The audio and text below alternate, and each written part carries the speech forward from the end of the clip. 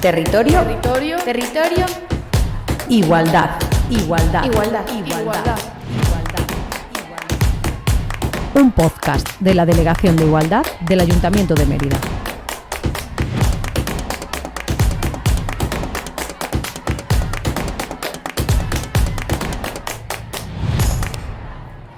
Bienvenidas y bienvenidos a un nuevo episodio de Territorio Igualdad, un espacio donde entre otros objetivos queremos dar voz a mujeres que crean, piensan y transforman. Este es ya nuestro tercer programa y en cada uno de ellos confirmamos algo que intuíamos desde el principio, que hay muchas historias que necesitan ser contadas, muchas opiniones que necesitan ser escuchadas y muchos conocimientos que necesitan ser compartidos. Hoy, y teniendo en cuenta que los meses estivales en nuestra ciudad son meses de teatro, de Festival de Teatro Clásico, nos acompaña una mujer que entiende el arte como algo vivo, cercano y necesario. Una mujer que ha recorrido los caminos del teatro, la palabra, la comunicación y la formación con una mirada generosa, comprometida y profundamente humana. Hoy invitamos a conversar sobre su manera de habitar en el teatro, su visión de la cultura y de lo colectivo a Raquel Bazo, actriz, dramaturga, directora de escena y comunicadora. Raquel ha construido desde Extremadura una trayectoria diversa, sólida y sensible, y de todo este periplo recorrido siempre desde su posición como mujer. Por eso, hoy, teniendo en cuenta que somos teatro en Mérida, queremos hablar con una mujer de teatro. Somos Noelia y Cristina, agentes de igualdad del Ayuntamiento de Mérida. Quédate con nosotras porque ya comienza Territorio Igualdad. Antes de dar la bienvenida a Raquel, queremos poner en valor su currículum. Raquel Bazo es destacada profesional del ámbito teatral y de la comunicación en Extremadura. Originaria de Mérida, ha desarrollado una carrera multifacética como actriz, dramaturga, directora de escena, comunicadora y formadora. En el teatro es una figura central en la compañía Te Apetece Teatro, donde ha interpretado y dirigido numerosas obras de teatro, incluyendo adaptaciones de clásicos como Lisístrata, Medea y Agamenón, presentadas en el ciclo Augusto en Mérida, del Festival de Teatro Clásico de Mérida. Además, ha impartido talleres de interpretación y locución y ha trabajado como locutora en programas de Canal Extremadura Radio, como La Gatera y Gente Corriente. A través de su labor artística y comunicativa, Raquel Bazo ha contribuido significativamente a la promoción de la cultura y el teatro en la región, destacándose por su compromiso en la difusión de las artes escénicas y la formación de nuevos talentos. Bienvenida, Raquel, y muchas gracias por estar aquí con nosotras. Pues muchas gracias a vosotras, gracias Cristina por ese currículum que has leído. A veces pienso que es demasiado extenso y demasiado largo, no sé, creo que he hecho muchas cosas pero bueno, todavía me quedan muchas otras que hacer, así que nada, hacia adelante siempre. Bueno, pues bienvenida, es una alegría tenerte aquí. A mí también me agrada mucho estar y compartir con vosotras este tiempo de podcast, pero sobre todo de este tiempo de comunicación, ¿no? Que podamos conversar las tres y que podamos poner en común nuestras maneras de entender y de ser lo que somos, mujeres. Sí, eso es lo más importante. Para empezar, me gustaría que nos definieras un poco cuál es tu trabajo. Si te enfrentas a... ¿Cómo definirías? ¿Qué es lo que haces? Si te lo preguntara, pues no sé, a lo mejor siempre vamos a los niños y a las niñas, ¿no? Lo de actriz, pues todo el mundo lo conoce, pero es que tú no solo eres actriz. Entonces, ¿cómo definirías tu labor? Bueno, es que el trabajo de actriz, que es un trabajo apasionante, es el que te llega. Quiero decir, tú como actriz tienes en la jerarquía de organización de un espectáculo teatral, por ejemplo, los intérpretes, las actrices, los actores, siempre están en una jerarquía en la base de la pirámide. No se puede hacer una actividad teatral sin las personas que van a interpretar esos personajes, ¿no? Pero al final los personajes los ha escrito otra persona y los va a dirigir otra persona. Y tú como actriz tienes que, por supuesto, aportar toda tu capacidad interpretativa, que es una manera también de crear, pero no tienes una capacidad, hasta entenderme, no se ven las comillas, ¿no? Pero tienes limitado tu proceso creador, porque al final tienes que encajar en lo que te está pidiendo desde dirección y lo que te están ofreciendo desde la creación textual del texto. Entonces, hay que llegar a un segundo punto que a mí es lo que me parece una de las cosas más importantes, que es que nosotras como mujeres podamos llegar a esos territorios en los cuales tienes capacidad de decidir y de elegir. Entonces, como actriz, también la tengo hasta cierto punto, pero cuando creo mis propios espectáculos, entonces ya sí puedo elegir y decidir, aparte de interpretarlos, evidentemente. Y eso es, por ejemplo, una de las satisfacciones más grandes que me da el espectáculo de 50.000 pesetas que cuenta la creación del Festival de Mérida. Y no sé si me estoy adelantando, pero el hecho de poder elegir cómo quería contarlo, aunque luego lo ha dirigido mi compañero Javier Llanos, porque una cosa es ser tal y otra vez Antoñita la Fantástica, ¿no? O sea, estar dentro, fuera, arriba y abajo ya sería... complicado. Es complicado. Entonces siempre necesitas a lo mejor alguien que lo vea desde fuera o que te dé un apoyo desde fuera. Aunque él siempre dice, yo lo he dirigido, pero el espectáculo es suyo, porque yo tenía muy clara la puesta en escena también, ¿no? Y de esa manera, cuando las mujeres vamos llegando a esos lugares de decisión, que es la parte de creación del espectáculo, entonces cuando tú puedes imbricar o puedes transmitir pues lo que tú consideras que debe ser un espectáculo de teatro en el siglo XXI y cómo las mujeres deben verse representadas en esas propuestas, ¿no? Y ahí es donde a mí me gusta estar. Y entonces, respondiéndote a la pregunta, que creo que no te he respondido todavía, yo me llamaría creadora y comunicadora, más que actriz, porque creo que toda esa otra faceta en la que se implica el proceso creador y el proceso intelectual de crear, creo que también me representa y me gusta identificarme con esa idea. Muy bien, muchas gracias. Pues claro, Raquel, nos has definido pues prácticamente retos, ¿no?, que tú tienes en tu profesión y cómo tu implicación como mujer va por delante muchas veces de tu interés y de tu compromiso. Pero si nos tuvieras que decir qué desafíos específicos te has encontrado por ser mujer en el mundo teatral que en este caso compañeros varones no han tenido. Yo, esta pregunta que nos la hacemos muchas veces las mujeres dentro de nuestro sector, yo he tenido, no sé si una suerte, es que yo prácticamente siempre he trabajado en mi compañía y yo soy socia en mi compañía, por lo tanto, en la parte de lo que decía, ¿no?, de tomar decisiones. Las compañeras que se enfrentan, que son actrices que trabajan en otras compañías, que trabajan para televisión, para cine, que pasan por casting, yo entiendo que el reto y el desafío ahí es todavía muy grande en general, pero yo no lo puedo contar en primera persona porque no lo he vivido, no lo he pasado, la verdad, en mi profesión.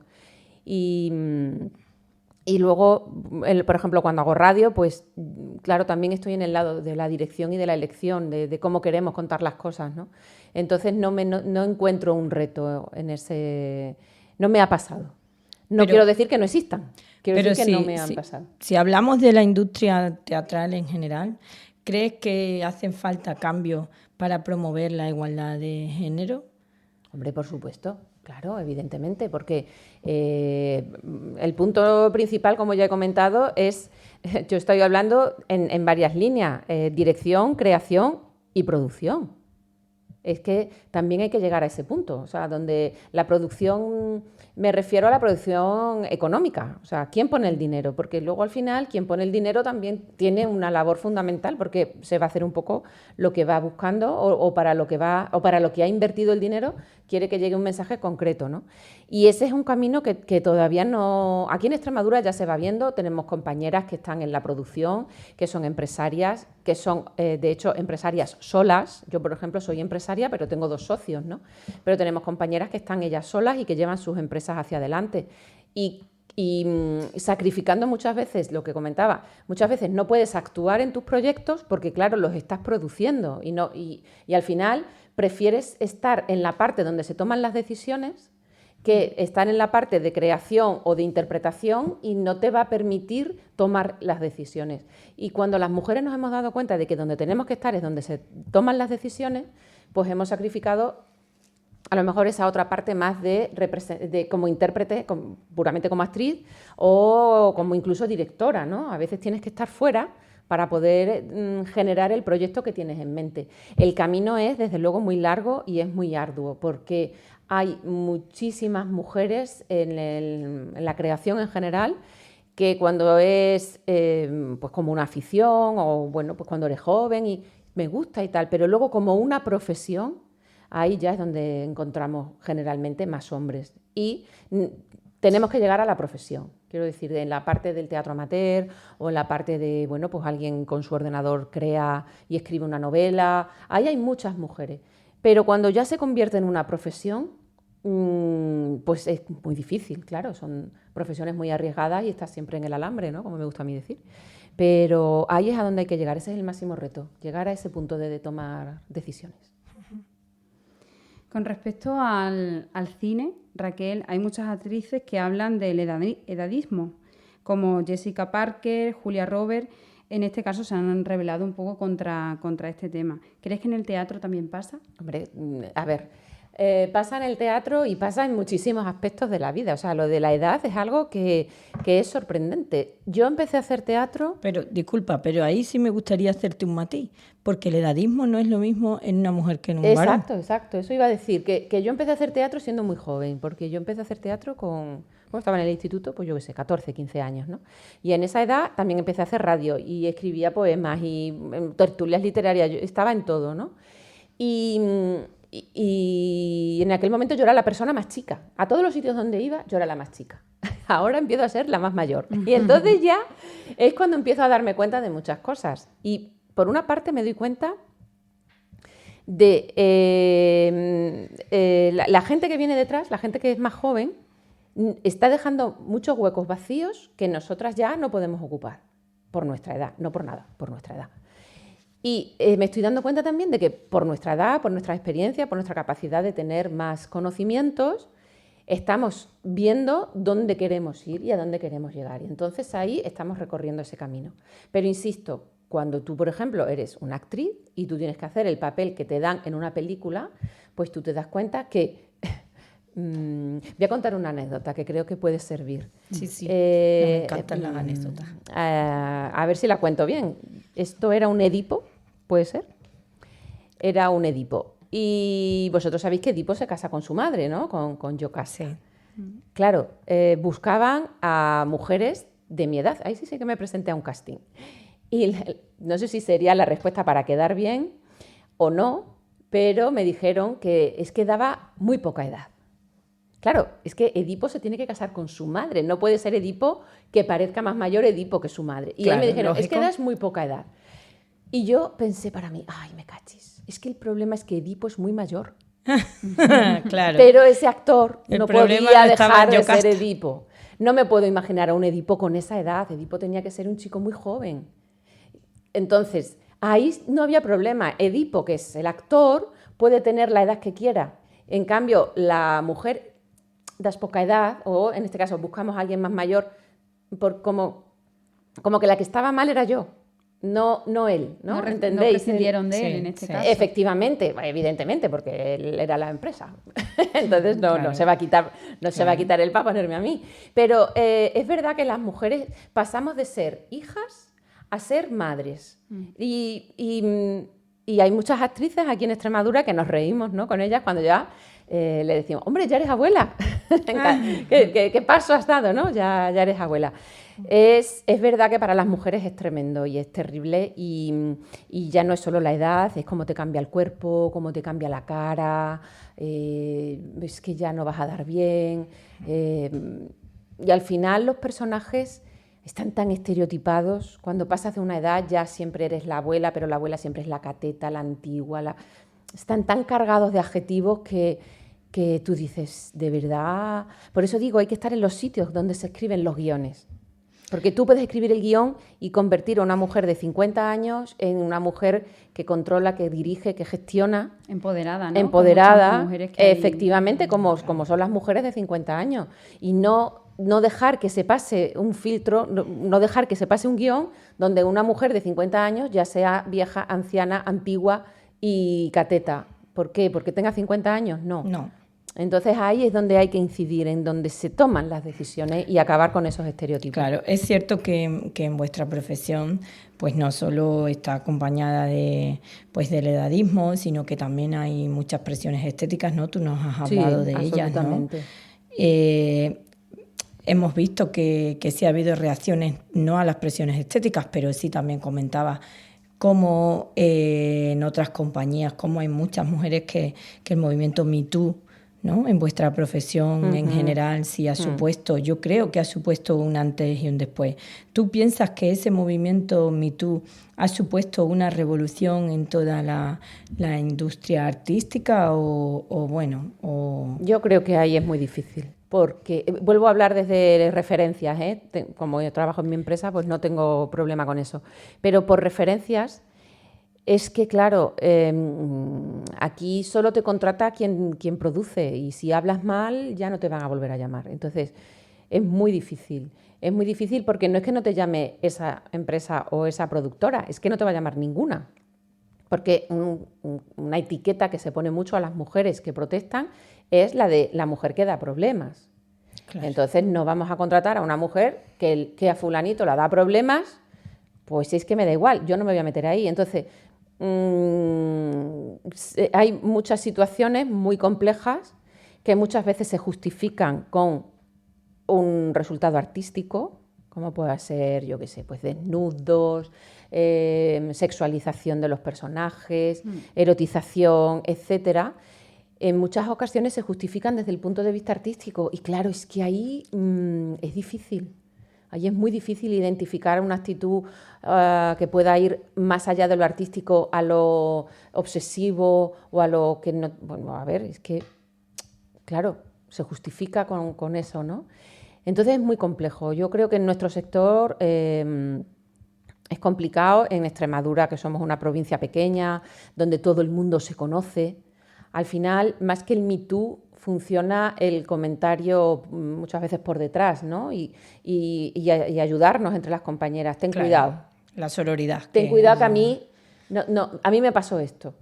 Pero, claro, dar el paso al frente y declararlo o denunciarlo sin muchas pruebas y con esa justificación de lo exige el guión o lo exige el proceso de trabajo, pues a lo mejor lo ves incluso hasta en las escuelas, ¿no? Que a lo mejor hay una sexualización.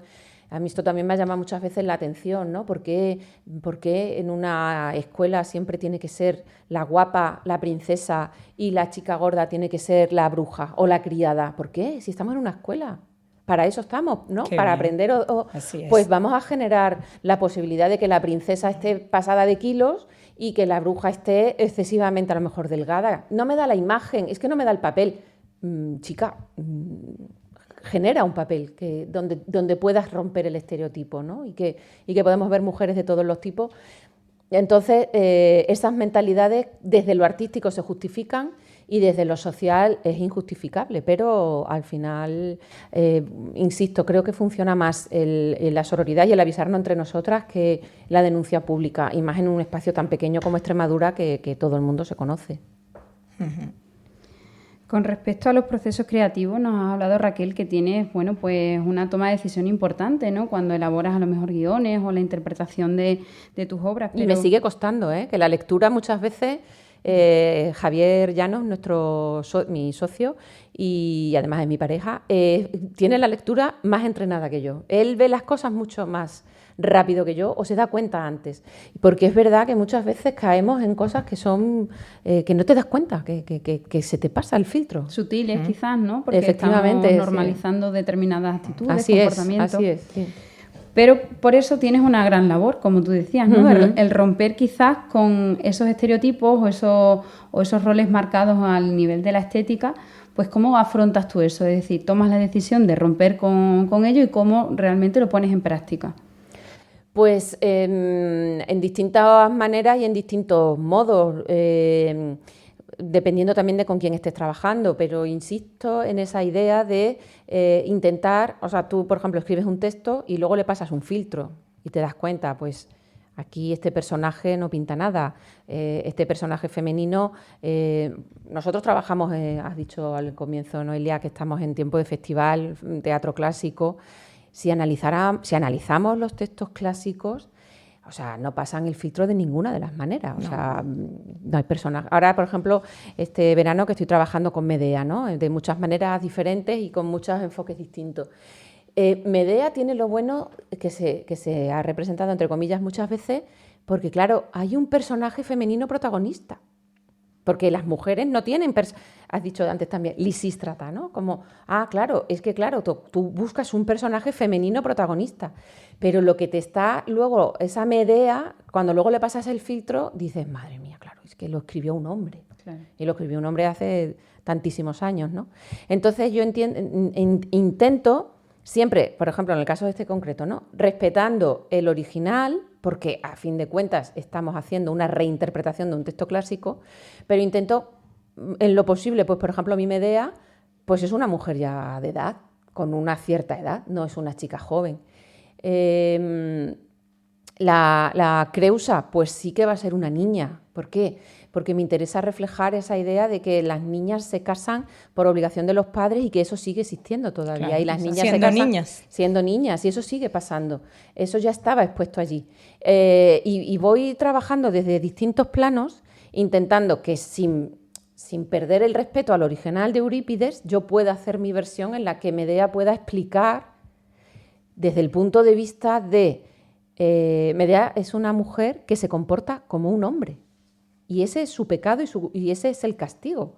Porque si lo que hace Medea lo hubiera hecho un hombre, se hubiera visto como normal. Los hombres en aquella época, ¿cómo diríamos? Los leones, por ejemplo, cuando el rey león se pierde, el siguiente rey mata a la camada de su antecesor, ¿no? Entonces, no habría sido raro que Jasón, en un momento determinado, tuviera que dar muerte a sus hijos y lo hiciera, como hizo Agamenón con su hija Ifigenia. Claro, lo que pasa es que lo ha hecho una mujer, y ahí es donde empieza el problema. Que al ser una mujer ya es la mujer mala, ¿no? Esas dulces mujeres crueles que vemos en la literatura clásica, sí, y que hay que leer desde otra perspectiva ahora, en el siglo XXI ya.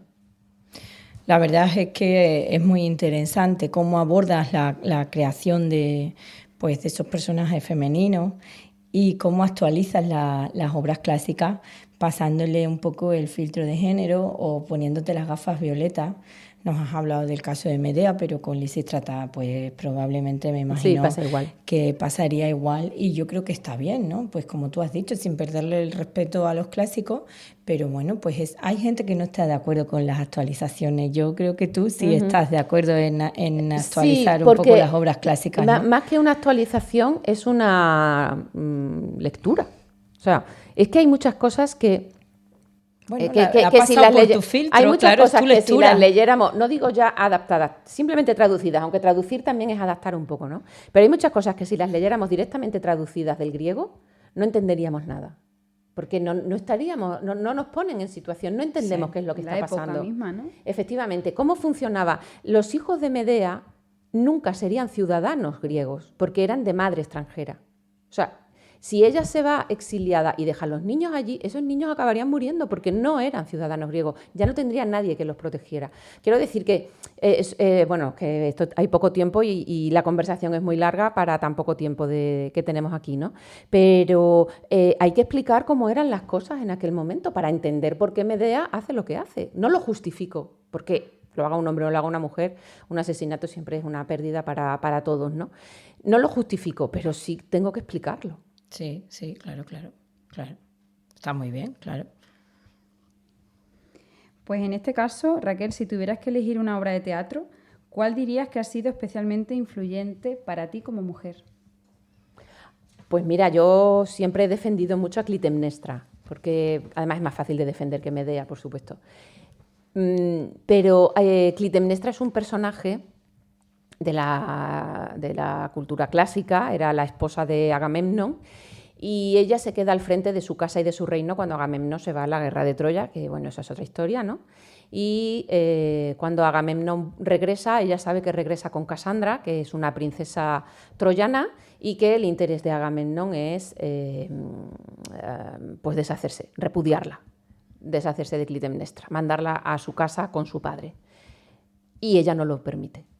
Y a mí me parece que ese es un personaje Evidentemente hay muertes y destrucción, como no puede ser de otra manera en una tragedia clásica, pero a mí ese sí me parece que es un personaje que ya en aquel momento lo pintan, lo escriben, y esto lo hizo Esquilo, que no fue Eurípides, lo hizo Esquilo, y ya se puede leer que esa era una mujer que sabía dónde estaba y que sabía que ella había gobernado el país sabiamente y no iba a consentir que porque volviera su esposo perderlo todo, porque su esposo ha vuelto de la guerra, y decide que ella va a seguir reinando y, bueno, pues mata a su marido igual que su marido mató a su hija antes, ¿no? Entonces, a mí Clitemnestra es un personaje que me ha marcado mucho y que siempre me ha gustado.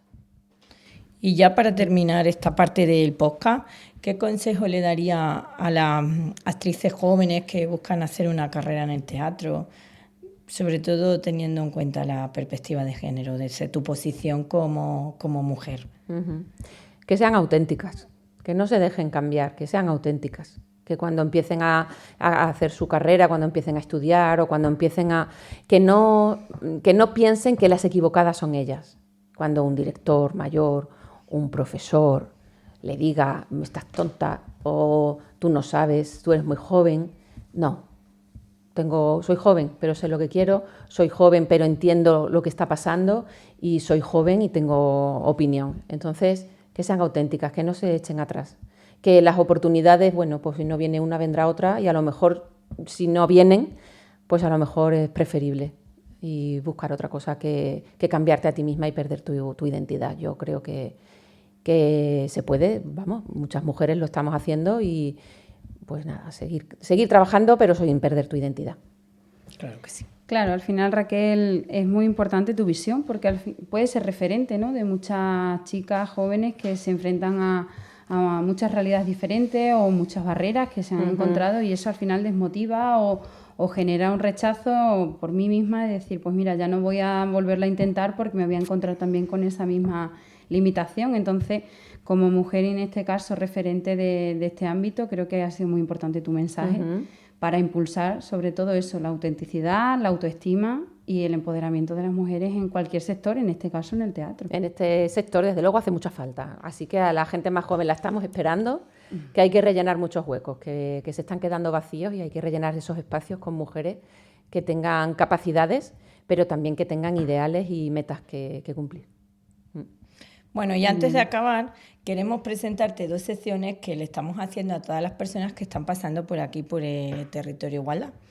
Consiste en realizarte... vamos a empezar primero por el termómetro feminista, ¿vale? Entonces, hace mucho calor. Sí, estamos en verano. Consiste en... Te vamos a plantear 3 preguntas, pues bueno, para ver cómo andas de salud, pero sobre todo de salud feminista. Venga. Pero sobre todo lo que nos interesa es reflexionar, pues con un tono a lo mejor un poco más de humor, y tener en cuenta que estas desigualdades de las que tú nos has contado esta tarde tantas, pues siguen ocurriendo. La primera pregunta, te la lanzo, estás preparada, ¿no? Me agarro a la mesa. Sabes qué son los micromachismos, ¿verdad? Sí. Pues, ¿recuerdas alguno que hayas vivido? O el último, podríamos decir, que hayas vivido. Me encuentro muchos. Mira, yo llevo la furgoneta y eso marca mucho. Cuando llegas a un teatro, por ejemplo, ¿no?, que llegamos toda la compañía, primero llegan los técnicos. Y yo normalmente voy con la furgoneta y eso ya choca. Porque hay que meterla aquí, vas a ser capaz. Claro. Pero luego es verdad que dicen, no, pues ¡Qué bien lo has hecho! Pues sí, pues muy bien. Yo soy la compañía, ¿no? Entonces vamos a comer. Y yo soy la que pido, la que pago, la que... y claro, eso es raro también, ¿no? Que sea la mujer la que paga a todos sus compañeros hombres, porque es verdad que soy yo, o sea, soy yo la mujer. Y luego, pues eso, ¿no? Cuando estás pidiendo, pues el refresco siempre me lo ponen a mí. Bueno, entonces, este tipo de cosas, ¿no? Pero sobre todo me sorprende lo de la furgoneta. Ahí es donde más lo noto, ¿no? Que me ayudan a aparcar. Y bueno, pues yo les dejo, que tampoco, oye, pues son amables, ¿no? Pues, peor sería alguien que dijera, no, pues venga, dale. Bueno, pues venga, yo le doy y ya está, ¿no? Aunque puedo hacerlo perfectamente sola. Vale, la siguiente pregunta es, ¿qué crees que quiere decir una mujer cuando dice no? Pues dice no. Está diciendo que no. Está diciendo que no. Yo quiero creerlo así. No, a ver, puedo entender que haya gente pues que haga otras interpretaciones y puedo entender también que en algún momento alguna mujer haya dicho no, quizás con otra intención. Bueno, puedo entenderlo. Pero yo creo que de un tiempo a esta parte la palabra no se ha cargado de significado y yo creo que ya todo el mundo lo tiene muy, muy claro y que de hecho las propias mujeres ya no la usan banalmente, ¿no? Ya solo la usan cuando saben que es importante utilizarla. Para el juego y la banalidad, pues hay otras muchas palabras. Yo creo que esta ya ha perdido todos esos otros significados y se ha quedado instalada ahí. Y si tuvieras, por último, la última pregunta, si tuvieras que hacer un regalo feminista, ¿qué regalarías? No lo sé.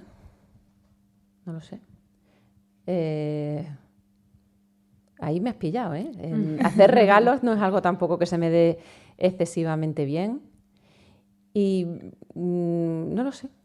¿Puedo no responder? Claro, por supuesto. Pero te invitamos a que lo reflexiones y que... Pero, claro, lo que ocurre es que un regalo feminista, claro, es que, por ejemplo, pongamos pues lo típico, ¿no? Nunca regalaría a lo mejor una plancha, pero yo le regalé una plancha a mi hija. No dejaba de ser un regalo feminista, porque yo lo que quería era que ella tuviera todo. O sea, ahora no la usan, pero yo quería que ella tuviera las cosas y que las tuviera a su disposición.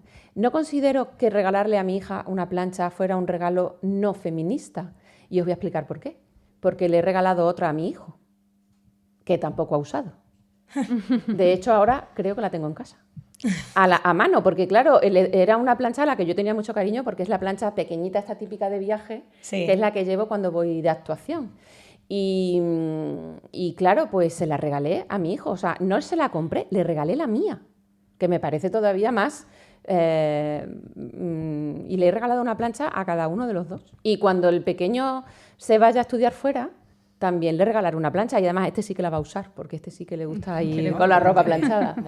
Sí, por eso digo que los regalos muchas veces pueden tener connotaciones feministas o no tenerlas, pero también depende del enfoque o del uso que tú le vayas a dar o con la idea con que lo estás haciendo y sobre todo con la certeza de que se lo regalarías igualmente a un hombre, ¿no? Como cuando le regalas a un hombre una plancha. Pues yo es que estoy acostumbrada a eso. En mi casa cocina mi marido y nos regalamos muchas veces cosas para la cocina. Pero no lo consideramos un regalo machista ni feminista, simplemente es que nos gusta. Entonces, pues si hay un cuenco para servir, yo qué sé, la sopa esta, el ramen o no sé qué, ¿no? Pues venga, pues unos cuencos para el ramen y te los regalas. Y es como un regalo que tiene más que ver con las costumbres y lo que hacemos en casa que con ese significado. Entiendo la pregunta, entiendo lo del regalo feminista, lo entiendo muy bien. Por eso digo que no sé qué regalo es feminista, no pienso en un objeto concreto. Bueno, vamos a pasar a la segunda y última sección, que es el test de igualdad. Venga, ¿vale? ¿qué tal se me da? También es una herramienta de autoevaluación que simplemente nos va a servir para reflexionar. Y ahora, aquí te vamos a hacer una pregunta y te vamos a dar dos respuestas. Las respuestas además te las vamos a mostrar para que tú las veas y así pues te sea más fácil pues quedarte con la información. Venga. La primera pregunta sería, ¿consideras que existe igualdad entre hombres y mujeres? La primera respuesta sería sí, somos iguales en pagar cuentas, cuidar de las criaturas, salarios, deporte, política, ocio. Y la segunda respuesta sería, pues es difícil. La sociedad está condicionada por una serie de factores históricos, culturales, sociales, económicos, que hace que las mujeres estén en una posición de desventaja. Vale, son muy largas, no me he quedado con todas, pero yo me quedaría con la segunda, ¿no? Que la igualdad no es pagar la cuenta. La igualdad es... El otro día me lo decía alguien. Lo explicaba la igualdad, pero en el aspecto de la diversidad, ¿no? Decía la accesibilidad, lo decía como para la... Yo creo que la igualdad no es pagar la cuenta uno u otro. La igualdad es tener las mismas oportunidades. Y ahí eso es el segundo punto, ¿no? Todavía falta para que las mujeres tengamos las mismas oportunidades que los varones en el concepto social y de la tradición cultural en la que nos movemos. Claro, porque simplemente has analizado lo que es el sector del teatro y cómo la repercusión social, la estética, lo que se espera de la mujer, lo que se espera del hombre, al final nos sigue condicionando. Entonces, efectivamente. ya como bien dices, no se puede cuantificar en paga uno o paga otro, sino que al final hay muchos más factores. Vale, la siguiente pregunta, Raquel, es: ¿los derechos de las mujeres son un acto de dignidad y justicia social? O la siguiente respuesta es una discordancia porque, como ya existen los derechos humanos, los de las mujeres ya están incluidos ahí. No, hombre, no. ¿Cómo has dicho la primera? Me quedo con la primera. Un acto de dignidad y justicia social. Efectivamente, claro. Es que cuando ha habido un colectivo tan importante como el de las mujeres que no tenían ni derechos, pues entonces hay que empezar por ahí, ¿no? Tener derechos y luego poder desarrollarlos hasta alcanzar esa igualdad de la que hablábamos en la anterior pregunta. Perfecto. Vale, y por último, la tercera pregunta es: pienso que denominar a una mujer feminista es asumir que es una luchadora por los derechos de las mujeres o una guerrillera en guerra contra los hombres y destructora de la sociedad. Madre mía, la primera. Sí, la primera. Una mujer feminista es una mujer que defiende los derechos de las mujeres. Perfecto. Es que no hay que tampoco complicarse mucho más. Todo lo que sea ampliar esa definición con estas otras historias que decís, ¿no? Que supongo que son frases que habéis encontrado en algún sitio, que esto no son cosas que se os ocurren así a bote pronto, sino que son que efectivamente que la gente lo sigue pensando, ¿no? Bueno, pues yo creo que poco a poco la idea va calando y sobre todo hay que trabajar con nuestros niños y nuestras niñas que tengan como referentes a las mujeres que se preocupan por los derechos de las mujeres. Y ya está, y de ahí vamos aprendiendo. Por eso digo, os necesitamos, tenéis que venir porque se están quedando muchos huecos. Sí. Pues nada, Raquel, tienes una salud muy igualitaria y muy feminista, una salud muy violeta. Vengo de verde. Sí, pero... sí. Muchas gracias por estar con nosotras esta tarde aquí, en este espacio Territorio Igualdad. Gracias por hablarnos de tu trayectoria profesional como mujer creadora, mujer directora, mujer comunicadora, que de alguna manera, por romper esos roles de género, pues has dado el paso de ser creadora, ser productora, para subir a los puestos de poder, para romper los techos de cristal y para hacer las cosas de una manera distinta. Gracias, porque desde tu compañía, que es Te Apetece Teatro, siempre ponéis además esa perspectiva de género que es tan importante para transformar esta sociedad. Pues muchas gracias a vosotras dos por invitarme y al Ayuntamiento de Mérida por crear esta iniciativa. Y muchas gracias también a quienes estáis escuchando, porque muchas veces se nos olvida que todo esto lo hacemos para quienes estáis ahí, al otro lado, y que espero que la conversación os haya parecido agradable, pero sobre todo instructiva. Así que muchas gracias a todas. Estamos seguras desde este espacio de que toda la conversación que hemos mantenido contigo, Raquel, será de disfrute y sobre todo de aprendizaje para muchas mujeres y hombres que seguro que suma, ¿no?, todo lo que hemos narrado. Y ya por último, como siempre cerramos este podcast, pues lo importante, nunca te olvides de transitar, caminar, defender, disfrutar, crear y cuidar tu territorio igualdad, porque este es tu territorio igualdad. Muchas gracias. Gracias a vosotras. Nos vemos en el próximo.